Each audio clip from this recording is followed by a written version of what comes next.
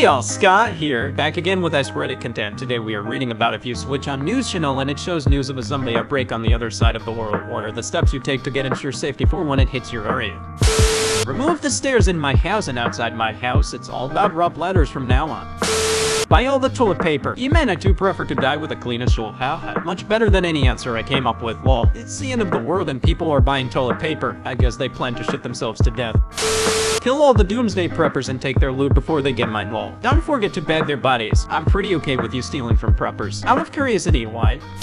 Put her in my bike tires and get some bite-proof body armor. Put a wagon on my bike and fill it up with cans of baked beans. Right into the woods and build a tree house. Cans of baked beans provide sustenance and are a projectile. If I have time, set up a bunch of bear traps. I don't want any bears to get me. What about some bears though? Draw a predictive circle around yourself in the dirt.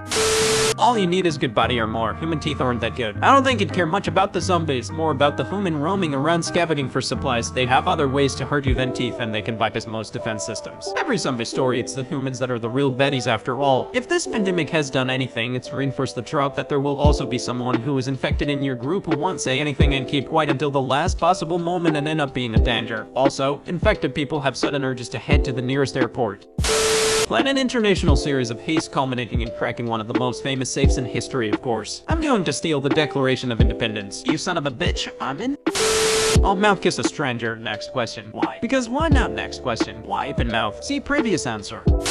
Probably run to the store and buy as much barbed wire, posts and other fencing material I can, then maybe grab some gun gear stuff, some toilet paper. If I can do that, just grab my partner and our loved ones, pack up and head over to my parents' house. It does not mention food or water, but does mention toilet paper. Here's the thing, guns cause noise. Might be better off with lots of loaded, easy to loot crossbows if your intention is to pick off nearby roaming ones, that is. Guns aren't going to help much except against humans. That's a good plan too. I would use my guns mainly for people attacking my house. I'd use spears or bows for zombies for sure, but mainly spears. I don't think I'd often be in a situation where I needed to hit a zombie from a distance.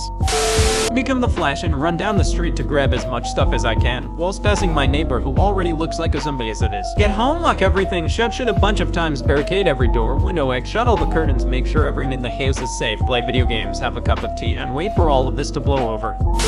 Get the shovel, time to eat some freaking worms. That's one point I simply don't understand in zombie movies. Insects are a solid food source, and yet every movie people are hunting for canned food, animals, and so on. Make a garden, have some livestock, and eat insects if need be. I'm not saying you're wrong, but if I had to choose between eating insects or a can of beans I found, I would choose the beans every time. Especially because you could scavenge for canned and prepackaged foods while waiting for your gardens to grow or while hunting animals.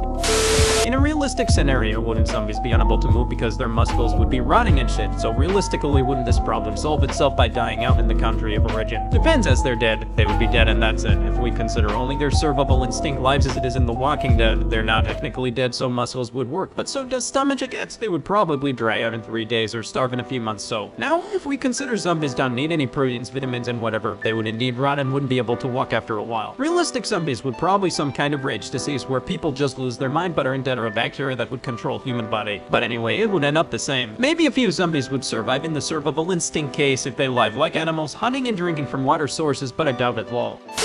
Unless they swim or get on a plane, I'm fine. Drawback to being the zombie virus, you go symptomatic too quickly. Imagine there's a ship departed to come here and someone brought their sick mom and hit her in basement due to emotional attachment. The infected ship comes to your land, then what? The inner harbor would get blown to bits by the military. It's my guess they'd probably sink the tub at sea already thought, because once communication with it goes down, the Coast Guard would have their eyes on it right away. That's assuming they find out before any of the infected get off. A horde of brainless monsters with whom it's impossible to communicate running around causing death and destruction, never going to happen. People you thought were friends, family being infected and turning into brainless monsters now. People running around carrying guns in the street because they think Gothlopolis can protect them, don't be daft. Having to stock up on food because supply chains are out. This hurts me. Nothing. Ever notice how zombie movies start after most people are dead? They are also almost universally set in a world where zombie wasn't a thing in pop culture. This is because zombies are not actually that big a threat to an even kind of prepared group of people. The world militaries could easily handle a zombie outbreak and worst case nuke the area. All armies, be they mechanized or mountain guerrilla, have to abide by 3 basic restrictions. They have to be bred, fed, and led. Bred, you need warm bodies or else you don't have an army. Fed, once you've got that army, they've got to be supplied and led. No matter how decentralized that fighting force is, there has to be someone among them with the authority agreed to say follow me, bread, fed, and lead, and none of these restrictions applied to the living dead. World Wars. They spoke about exactly this. Everything we know about warfare goes out the window with zombies. There's no leaders to kill, no supply line to cut, no routes to rugged, impossible, or even to cut off, and when they kill one of yours, their army grows. Yours doesn't grow in the same way. In fact, it continues to shrink with lost moral, the mad, the undisciplined, and the like, and nukes didn't help because it again doesn't work the same. If the immediate blast didn't essentially vaporize the zombie, it didn't help. They weren't concerned with fallout or lack of resources in a radiated area or get radiation sickness or anything like that. It just became an area that now had more dead and would be harder to sweep, but would certainly continue to spread. Stock up on food, guns, and knives. Want to reinforce the walls around my property, put together an elite team of fighters and survivalists. Then realize you wasted all your money because the zombies got taken care of quickly. You mean he bought all of those incredibly useful, inflation-proof items for nothing? Give the wall, guns, and knives. Dig a big pit, steal a front-end loader and a dump truck, run the zombies over with the front-end loader, then scoop them up and put them in the dump truck, haul them to the pit and burn them, cover up the pit. Zombie movies are stupid. Zombies would not be able to do the damage that they do in the movies.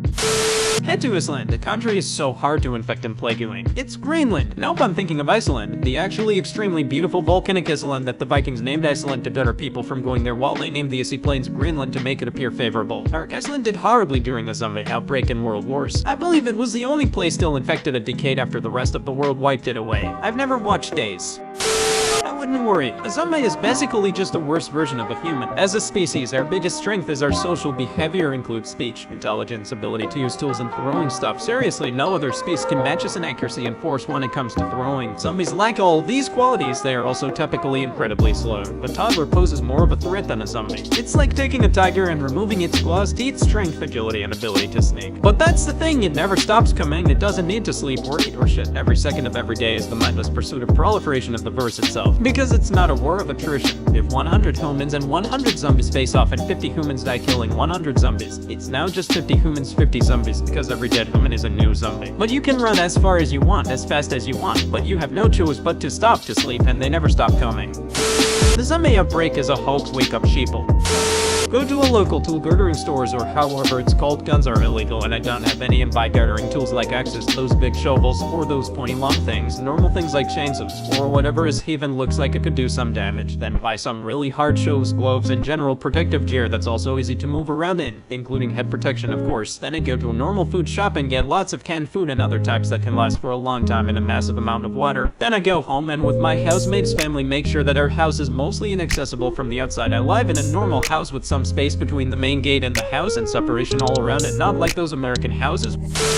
I would first try to break the news to everyone in my area, then set up a group. We would prepare by getting food, weapons, other supplies, and a base to survive at where they can get to, and possibly start a tour. You have the best answer.